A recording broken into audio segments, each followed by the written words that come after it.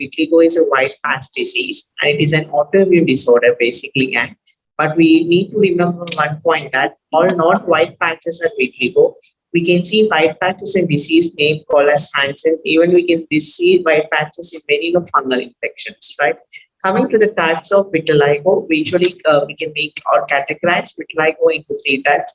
One is focal, second is generalized, and third is segmental, right?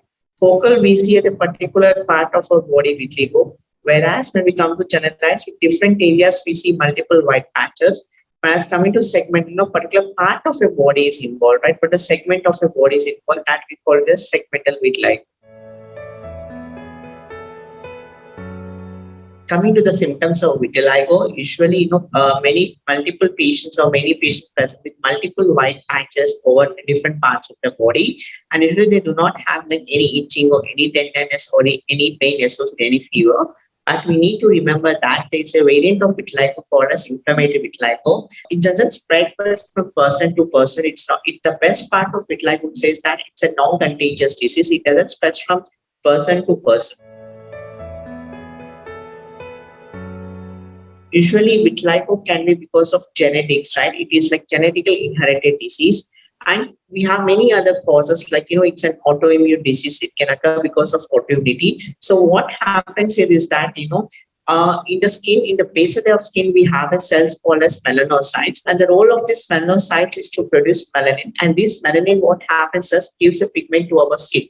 So the patients in the process of, from where there occurs destruction of the melanocytes, what will happen is that the melanin is not synthesized and you will not get, the pigmentation. So, the patients comprise of multiple white patches. So what happens is here, the autoantibodies, they act against our melanocytes and they destroy the process, or they cause destruction in the process of melanocytes. So we get multiple white patches. The other theory which we say is that, neural hypothesis. Coming to neural hypothesis, what happens is that in the pathway of the nerve, we get this, multiple segmental type of vitiligo. So this neural pathway, it secretes some chemicals, that can lead to this vitiligo-like lesions. And neural pathway hypothesis we usually see in the patients associated with segmental type of vitiligo.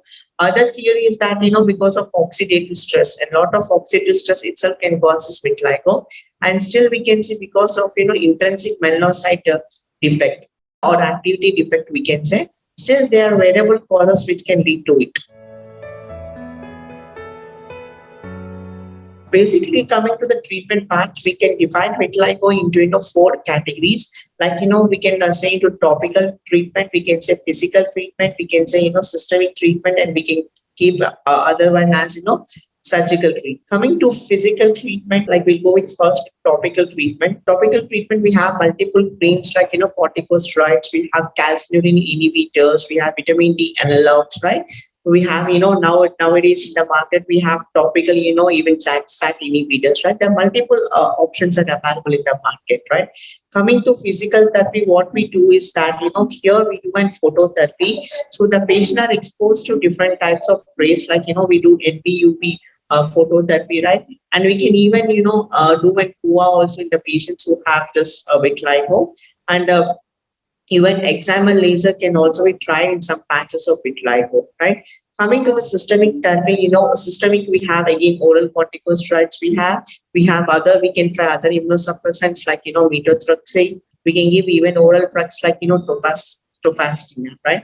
Coming to surgical treatment, the point we need to remember, we do surgical treatment if by seeing that whether the, patches are stable. If the patches are not stable, if they are progressive, it's better not to go for surgical type of modality of treatment. We can take to prevent the vitiligo, because as we know that it is a genetically inherited disease.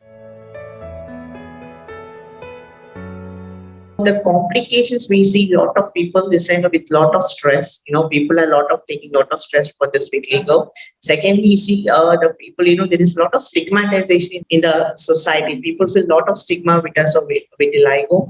And, if they are associated with syndromes, like the vitiligo is associated with many of the syndromes, if they are per se associated, we can get, like hearing deafness and other complications also. And per se, it can even land into cancers also. Many of the people, one need to understand is that, no race is spread from the vitiligo.